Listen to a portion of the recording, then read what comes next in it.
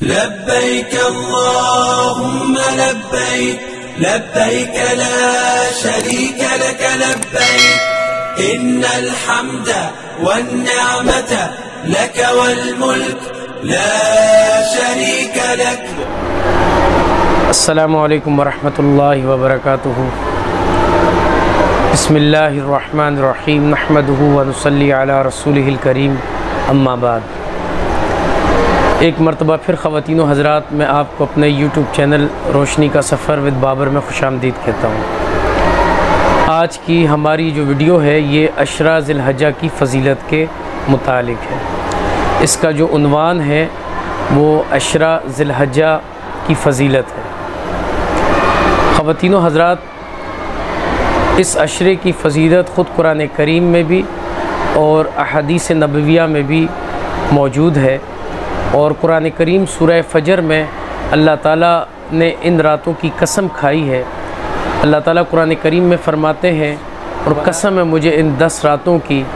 امام قرطبی رحمۃ اللہ علیہ نے اور کئی دوسرے مفسرین حضرات نے ذی الحجہ کی 10 راتوں کو اس سے مراد لیا ہے.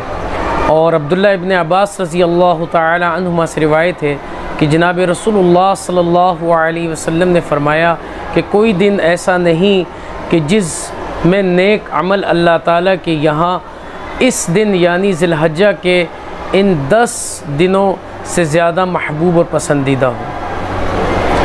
اور اس کے ساتھ صحابہ اکرام نے بھی عرض کیا کہ یا رسول اللہ، کیا جہاد فی سبیل اللہ سے بھی بڑھ کر ہے؟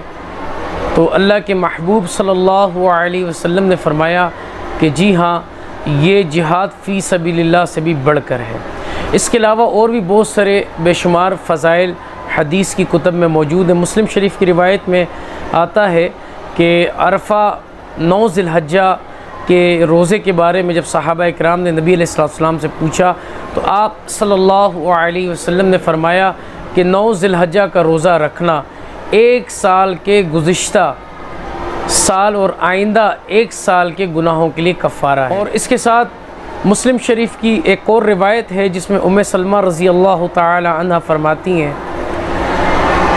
کہ جب ذی الحجہ کا چاند نظر آتا، یعنی ذی الحجہ کا مہینہ شروع ہوتا، تو نبی علیہ السلام نے فرمایا کہ تم میں سے کسی کا قربانی کرنے کا ارادہ ہو تو وہ جسم کے کسی حصے کے بال اور ناخن نہ کاٹے. ایک فقہی مسئلہ یہاں سے نکلتا ہے کہ قربانی کرنے والے کے لیے یہ مستحب ہے کہ وہ ذی الحجہ کے چاند نظر آنے کے بعد قربانی کرنے تک اپنے ناخن اور بال، چاہے وہ سر کے ہوں، بغل کے ہوں یا زیر ناف بال ہوں، اس کو نہ کاٹے. اور ایسا کرنا مستحب ہے، ضروری نہیں ہے. خواتین و حضرات، امید کرتا ہوں کہ آج کا یہ شارٹ کلپ آپ کو جو ہے وہ زیادہ سے زیادہ فائدہ دے گا انشاءاللہ. اور اس طرح کے مزید کلپ کے لیے میں دوبارہ انشاءاللہ حاضر ہوں گا. روشنی کا سفر ود بابر چینل کے تھرو انشاءاللہ آپ سے پھر ملاقات ہوگی. ہماری اس ویڈیو کو دوستوں کے ساتھ شیئر اور لائک ضرور کریں. جو دوست اس ویڈیو پر پہلی دفعہ آئے ہیں ان سے گزارش یہ ہے کہ وہ اس چینل کو سبسکرائب ضرور کریں اور دعاؤں میں یاد رکھیے گا. والسلام علیکم ورحمۃ اللہ وبرکاتہ. لبيك اللهم لبيك لبيك لا شريك لك لبيك.